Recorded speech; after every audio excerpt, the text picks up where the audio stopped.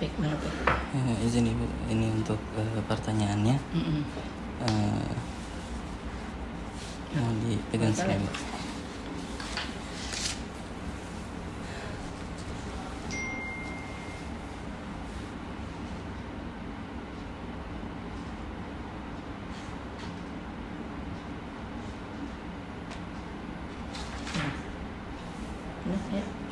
Bismillahirrahmanirrahim. Assalamualaikum warahmatullahi wabarakatuh. Izin Ibu, terima kasih untuk waktunya, telah menyempatkan waktunya untuk memberikan Fikri waktu untuk wawancara. Jadi Fikri ingin mewawancarai Ibu sesuai dengan tugas akhir Fikri yang berjudul Manajemen Pelayanan Pendaftaran Jemaah Haji Reguler pada Kementerian Agama Kota Bekasi tahun 2024. Studi kasus pada administrasi pelayanan pendaftaran ibadah haji reguler di seksi penyelenggaraan haji dan umroh Kota Bekasi. Jadi yang Fikri ambil itu metodenya triangulasi data. Jadi ada 3 yang diwawancarai Ibu. Ibu, lalu nanti bagian yang pelayanan langsung, lalu sama calon jamaah haji. Ya. Izin bertanya Ibu untuk nama lengkap Ibu, lalu usia. Ya. Itu aja. Iya. Oke. Assalamualaikum warahmatullahi wabarakatuh. Saya selaku Kepala Seksi Penyelenggaraan Haji dan Umroh Kementerian Agama Kota Bekasi. Nama saya Haja Sri Siagawati, dan alhamdulillah kebetulan kalau dari segi umur sudah memasuki masa purna, ya sudah masuk 58 tahun. Insyaallah bulan Juni akan bebas tugas sebagai Kepala Seksi Penyelenggara Haji di Kota Bekasi. Mudah-mudahan dari apa yang sudah saya lakukan selama menjadi kepala seksi ada yang bermanfaat untuk masyarakat, terutama jemaah Kota Bekasi. Kalau melihat dari judul untuk penelitian skripsinya nanti ya, untuk Mas Fikri telah manajemen pelayanan pendaftaran jemaah haji reguler pada Kementerian Agama Kota Bekasi. Dalam hal ini, karena pelayanan haji terutama pendaftaran haji reguler itu sudah ada 2 sistem yang kita pakai, offline dan online. Alhamdulillah yang online pun sudah semakin banyak jemaah yang memang melek IT pasti inginnya online karena lebih mudah, lebih praktis, tidak bolak-balik atau bertele-tele. Di dalam pelayanan pendaftaran haji banyak ada beberapa administrasi yang harus kita lengkapi sebagai jamaah, di antaranya yaitu sudah punya validasi bank. Jadi seberapapun besarnya jamaah ingin mendaftar, kalau belum punya validasi bank yang 25 juta itu tidak akan bisa diinput datanya, baik offline maupun online. Nah, bicara administrasi pastinya kita berdasarkan nomor induk kependudukan. Kalau ada jamaah yang umurnya belum memasuki dewasa atau punya KTP, itu bisa menggunakan kartu induk anak, kartu identitas ya, kartu identitas anak yang disebut juga KIA. Nah itu semua harus dilengkapi seperti KK, KTP, KIA. Kalau dia punya keterangan akte lahir, atau juga surat nikah, atau juga paspor, nah itu perlu dilengkapi. Tetapi yang lebih pentingnya mereka harus menabung dulu 25 juta di bank penerima setoran, yaitu bank syariah, yang ada beberapa bank yang penting syariah. Kalau untuk konvensional tidak akan dilayani. Alhamdulillah kalau untuk layanan administrasinya sampai sejauh ini itu sudah dipenuhi oleh para jemaah, yang sehingga ketika melakukan pendaftaran sudah langsung ready dilakukan oleh para teman-teman di PHU yang kadang juga dibantu oleh teman-teman dari mahasiswa atau juga anak-anak PKL. Dan kalau bicaranya mekanisme verifikasi dokumen yang diterapkan, kita akan melihat ambil contoh kartu penduduk atau juga KTP. Nah, KTP itu akan terintegrasi dengan Dukcapil. Kita akan bisa melihat tidak ada orang yang punya NIK itu 2, pasti NIK-nya 1. Kalau ada kedapatan 2, tidak akan bisa terinput di Siskohat. Jadi semuanya diverifikasi oleh teman-teman di bagian layanan di PTSP. Setelah diverifikasi, barulah dilakukan penginputan data sampai kepada pengambilan dokumentasinya. Terus kalau ditanya ada pelatihan khusus, ada. Orang Siskohat itu ada bintek operator Siskohat yang diadakan baik dari pusat maupun dari Kanwil. Karena pastinya semua data yang masuk ke dalam sistem atau Siskohat, sistem komputerisasi haji terpadu. Ya, jadi semua ada di situ, bisa terlihat karena berdasarkan sistem dari pusat, Kanwil maupun kabupaten kota.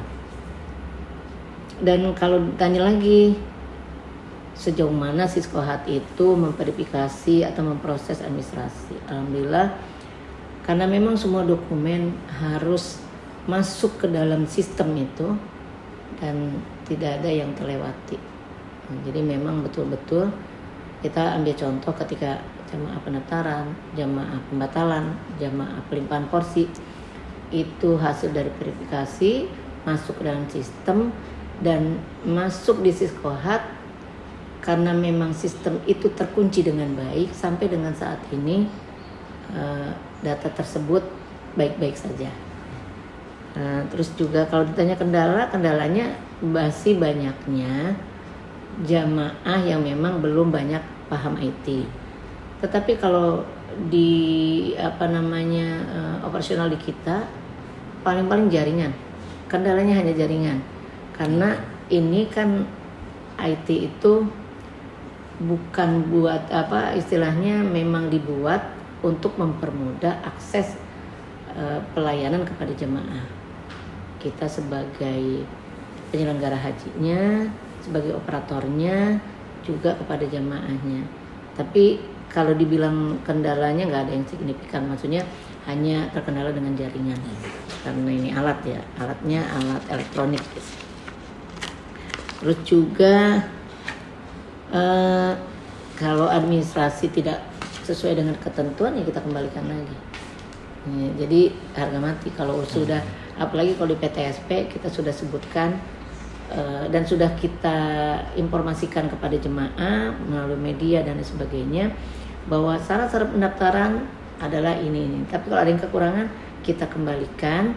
Kalaupun misalkan itu terjadi error sistem, misalnya ketika kita menge-approve di pendaftaran pembuatan surat pendaftaran haji atau SPH kalau sekarang sih kata.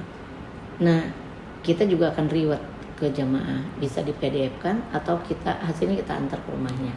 Kalau yang melalui KBHU bisa melalui KBHU-nya, kalau jamaah itu sendiri kita bisa antarkan karena kita juga punya satker terkecil yaitu KUA. Jadi kita bisa minta bantuan penyuluh.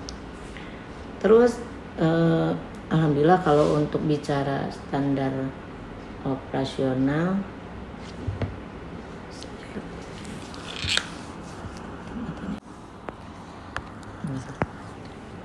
kita semua kerja itu ada standar operasional. Standar operasional itu ada SPM sebutnya, standar pelayanan standar pelayanan minimal, maksimal dan minimal gitu ya. Disebutnya kita SPM.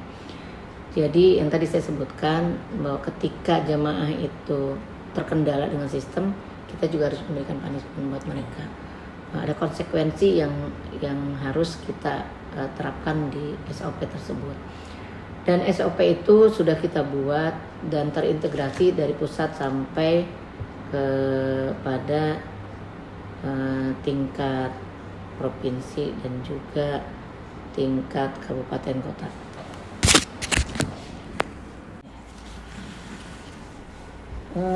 SOP itu nanti Mas Fikri bisa minta di salah satu staf PHU biar lebih akurat terkait dengan pendaftaran.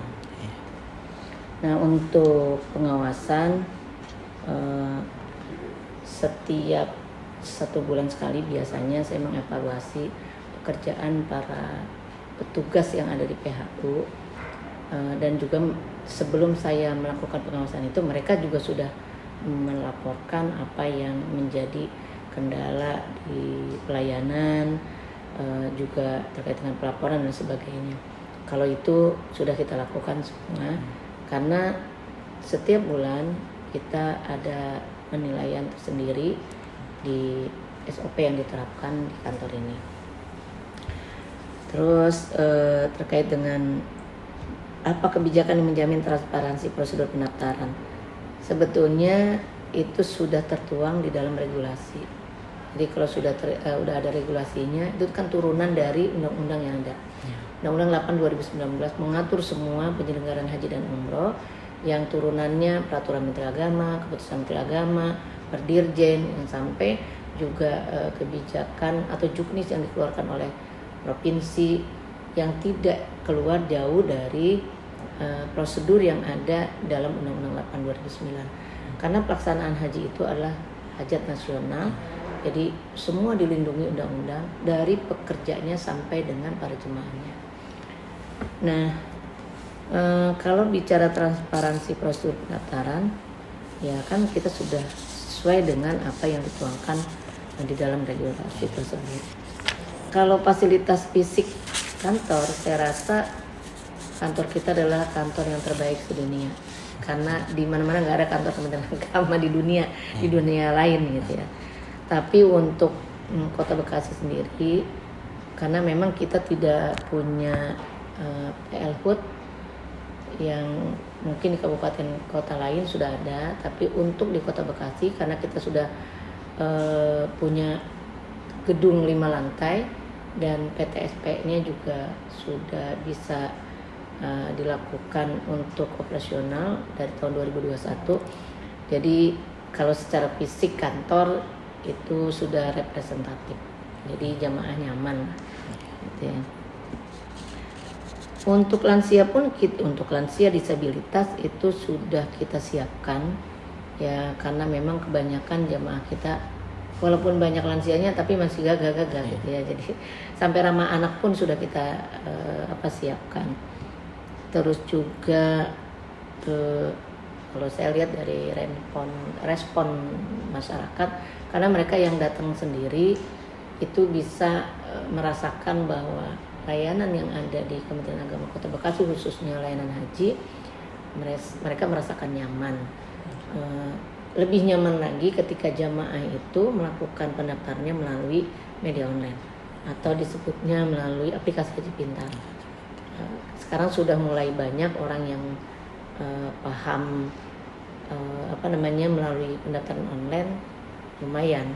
Tapi tetap aja namanya jamaah ingin berkomunikasi dengan penyelenggara haji, staf-stafnya juga, karena banyak sekali informasi yang mereka tanya. Kalau untuk evaluasi secara rutin ada itu tadi setiap bulan tetap kita lakukan, karena biar bagaimanapun bagaimana cara meningkatkan layanan kita kepada masyarakat, perlu adanya laporan-laporan dari staf PHU yang nanti kita akan teruskan kepada pimpinan, nanti dibahas bersama oleh pimpinan apa kita tingkatkan kembali kalau misalnya masih ada yang kurang, tapi bertahap, berproses, tidak langsung cek kita lakukan. Khusus untuk kemitraan atau citra Kementerian Agama di masyarakat khusus pelayanan haji, sejauh ini yang namanya pelayanan itu kan saya menganggapnya feel, rasa. makanan. Kalau makanan itu menurut Mas Fikri enak, menurut Mas Fikri, tapi menurut saya belum tentu enak. Nah, bicara citra layanan itu, sebagian besar orang merasakan manfaat dari layanan haji dan merasakan nyaman. Tapi ada juga yang barangkali menurut dia ada yang kurang, tapi itu kita jadikan satu masukan, bukan satu cemoohan, bukan suatu ujaran kebencian, tapi evaluasi buat kita untuk perbaikan peningkatan kualitas layanan kepada masyarakat. Tetap yang namanya pelayanan itu ada baik ada buruk, karena kembali lagi rasa itu tidak bisa dipaksakan. Kalau untuk layanan administrasi di citra kelembagaan, karena kita melibatkan seperti Kementerian Dalam Negeri, misalnya kelurahan, kecamatan, ketika membuat surat keterangan waris, dari KTP, KK, itu ada lembaga di luar Kementerian Agama, ada lembaga lain, ada stakeholder yang membantu kelancaran penyelenggaraan haji, seperti mengurus paspor, itu kan ke kantor imigrasi. Terkait dengan kesehatan, itu juga ada di dinas kesehatan. Jadi ada beberapa stakeholder yang memang membantu kita banyak, dan itu dikomandoi oleh pihak pemerintah Kota Bekasi, dan hubungan kita selama ini sangat harmonis, sangat baik, karena semua pelaksanaan penyelenggaraan haji dari A sampai Z-nya itu bisa terlaksana dengan baik secara administrasi dan maupun penyelenggaraannya tidak ada kendala. Jadi otomatis citra di kelembagaan Kementerian Agama dengan stakeholder lain atau instansi lain, insya Allah tidak ada kendala, dan pokoknya image-nya baik. Malah tahun 2024 untuk Kota Bekasi dianggap dan mendapatkan penghargaan penyelenggaraan layanan haji terbaik se-Jawa Barat. Kalau ada kekurangan atau keluhan, misalnya saja ketika sudah memulai pelunasan, biasanya banyak sekali kendala-kendala yang dialami oleh jemaah karena terkait dengan istitoah kesehatan. Kalau sudah bicara istitoah kesehatan, sebetulnya kembali lagi ke jemaah. Nah, itu yang kadang mereka pengen cepat melunasi, tapi terkendalanya kesehatan. Kita langsung berkomunikasi dengan Kementerian Kesehatan, yaitu Dinas Kesehatan Kota Bekasi, bagaimana caranya untuk bisa memberikan motivasi, memberikan kebaikan-kebaikan untuk mempercepat proses istitoah kesehatan. Jadi itu pun sudah kita lakukan dan malah sangat baik. Jadi seolah-olah orang dinkes seperti orang kemenang seperti orang dinkes. Begitupun juga dengan imigrasi, untuk mempercepat proses paspor itu pun kita lakukan hubungan yang baik kepada Kanim atau kantor imigrasi. Itu pun alhamdulillah percepatan paspor bisa dilakukan pada waktunya. Ya keluhan pastilah, yang namanya manusia itu kan bicara tadi puas dan tidak puas, pasti ada keluhan-keluhan tersebut. Selama ini masih bisa kita atasi dengan media sosial. Alhamdulillah boleh dilihat nama saya di medsos online maupun offline. Untuk layanan haji di Kota Bekasi tidak ada sedikit pun yang kita tutup-tutupi. Berarti dengan medsos saya terbuka, dari jumlah jemaah, keberangkatan sampai nanti kepulangan. Kita menjaga hubungan baik melalui media yang berupa media online atau juga media offline, juga media elektronik seperti radio, seperti TV, itu juga kita lakukan. Karena kalau saya melihat media itu adalah penyambung informasi yang sangat akurat kepada masyarakat. Kita tanpa adanya media pun belum tentu informasi-informasi ini bisa sampai.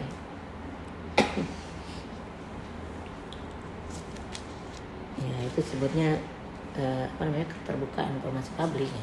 Dan kita juga dengan humas kita sendiri juga kita selalu memberikan yang update lah.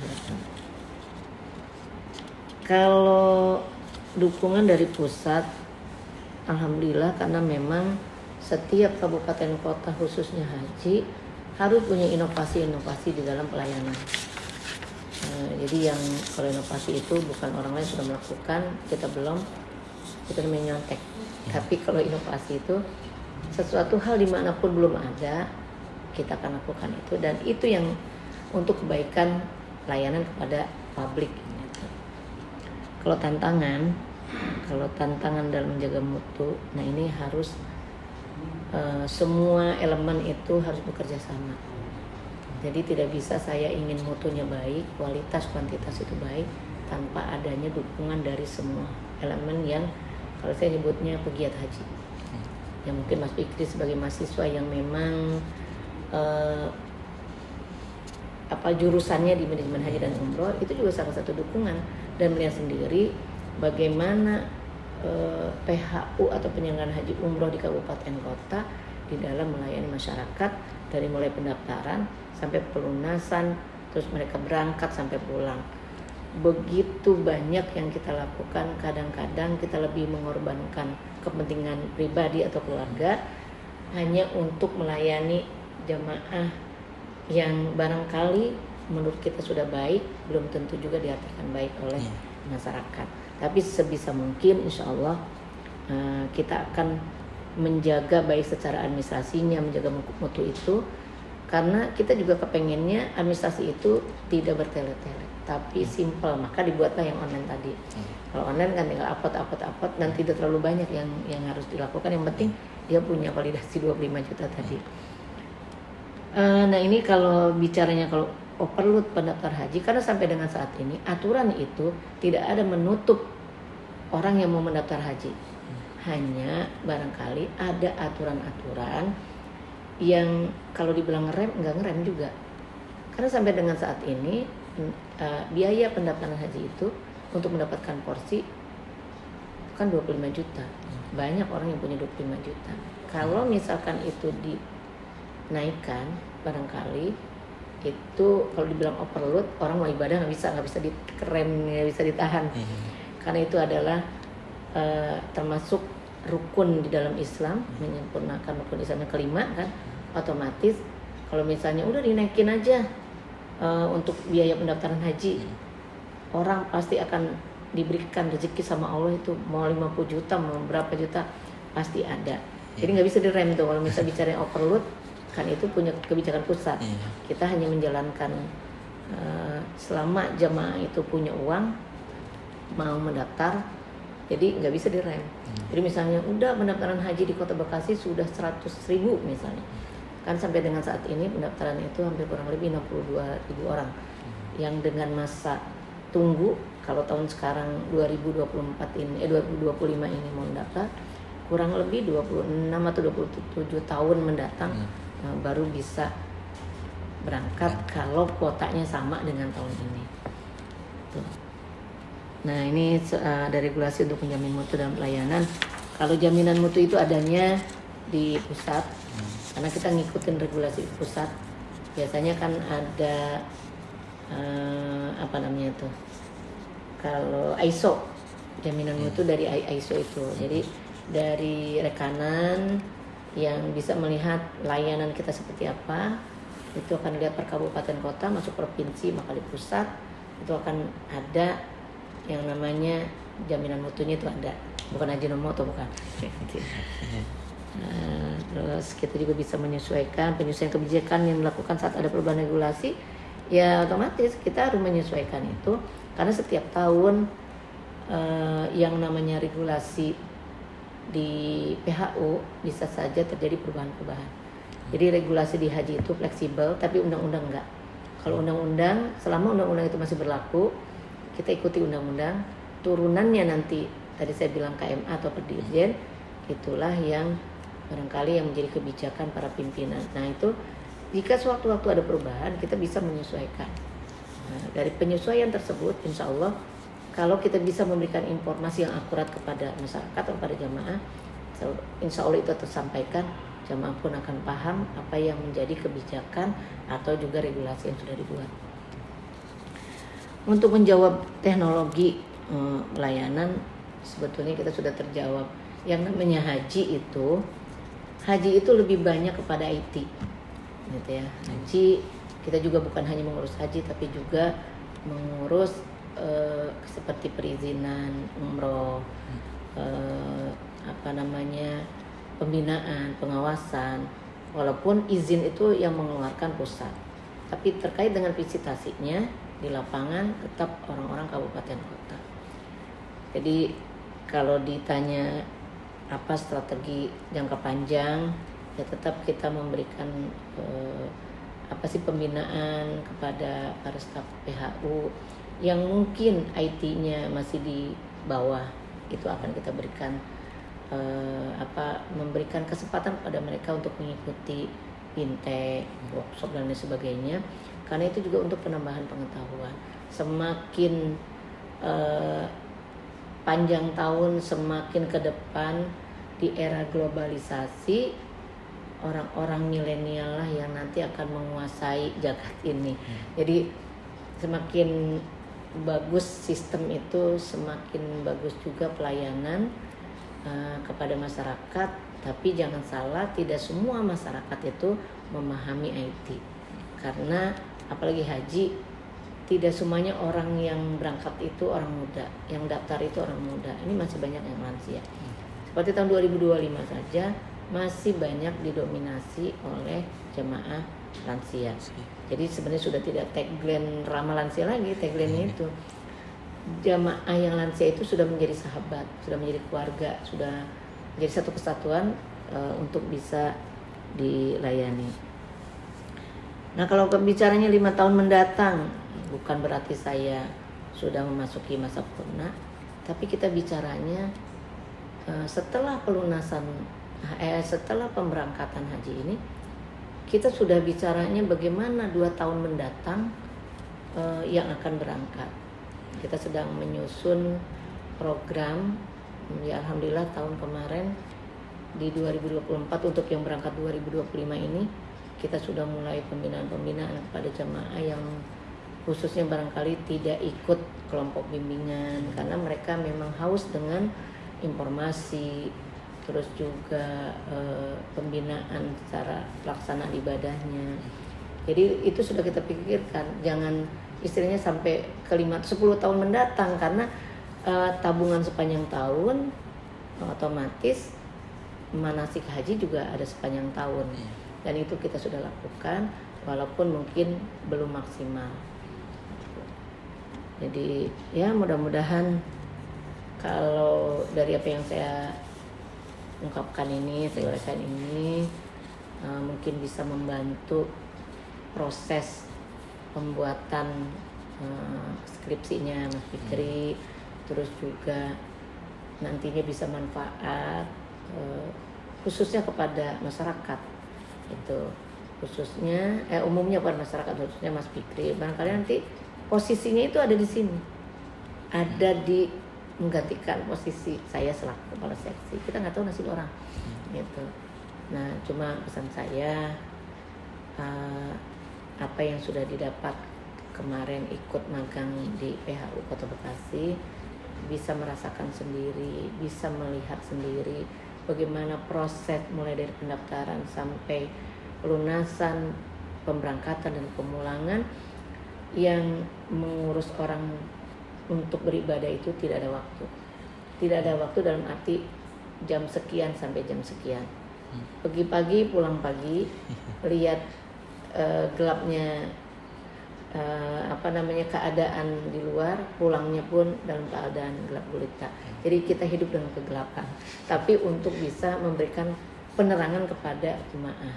Jadi sekali lagi pesan saya, mudah-mudahan apa yang saya sampaikan bisa manfaat buat banyak orang, dan ilmu yang sudah didapat itu bisa didedikasikan kepada masyarakat. Ya, dari saya itu saja. Assalamualaikum warahmatullahi wabarakatuh. Terima kasih banyak Ibu. Ibu izin dokumentasi. Boleh. Minta foto ini nyuruh.